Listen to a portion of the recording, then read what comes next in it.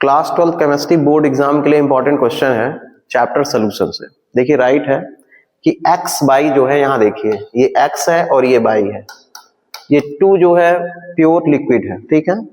इसका vapour pressure यहाँ पे गिवन है, x का वेपर प्रेशर कितना है 120 mmHg और इसका जो है वेपर प्रेशर कितना है 160 mmHg। अब ये बताना है इफ इक्वल मोल, जो इसमें मोल है वो कैसा है, इक्वल है। मोल क्या है यहाँ पे, इक्वल है। Are mix to form an ideal solution, यदि हम इसको मिक्स कर दें तो यहाँ पे जो सोल्यूशन बन रहा है वो कैसा हो जाएगा, आइडल हो जाएगा। मतलब दो सोल्यूशन थे, दो लिक्विड थे, एक x था, सेकंड क्या था, y था। इनका वेपर प्रेशर 120 mmHg है, उसका भी कितना है 160 mmHg है। दोनों को आपस में मिक्स कर दिए।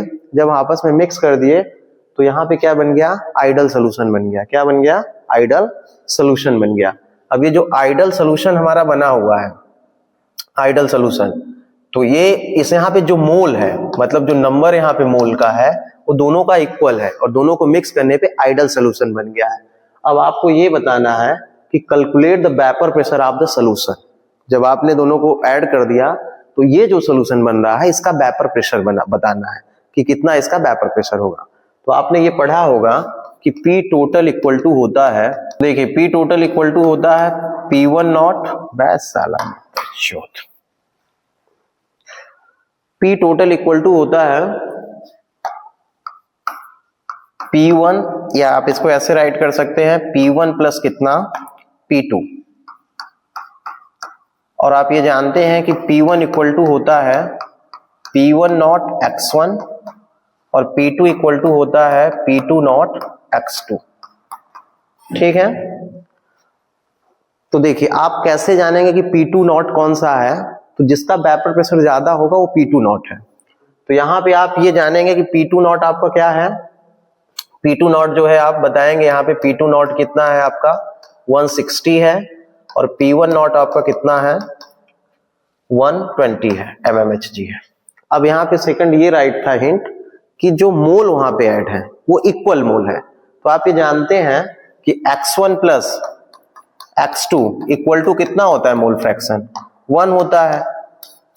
तो ये बोला है कि x1 एंड x2 दोनों इक्वल हैं, तो जब टोटल 1 है तो कितना होगा, जब टोटल 1 है और दो पार्ट में डिवाइड करना है तो कितना होगा 0.5 होगा ना। तो कितना हो जाएगा, मतलब x1 की वैल्यू आप बताएंगे 0.5 एंड x2 की वैल्यू भी क्या बताएंगे 0.5 होगा। अब आप वैल्यू पुट कर दीजिए, आपका आंसर आ जाएगा। तो देखिए P total equal to P1 naught, P1 naught की वैल्यू कितनी है 120 इंटू x1 की वैल्यू कितनी है 0.5 प्लस फिर आप क्या P2 लिखेंगे P2 नॉट, तो P2 की वैल्यू क्या है, P2 के प्लेस पे P2 नॉट लिखेंगे। P2 नॉट की वैल्यू कितनी है 160 इंटू x2 की वैल्यू कितनी है 0.5। तो देखिए आंसर क्या हो जाएगा। अब आपको क्या करना है, आप यहाँ पे 10 कर लीजिए सिंपल वे में, 120 अपान कितना 10 इंटू कितना 5 प्लस 160 अपान कितना 10 इंटू 5। ये कहां से हो रहा है, तो पॉइंट हम हटा दे रहे हैं, ठीक है। ये 0 से 0 कैंसिल, ये 0 से 0 कैंसिल, 12 फिफ्जा कितना होगा बताइए 60, ठीक है।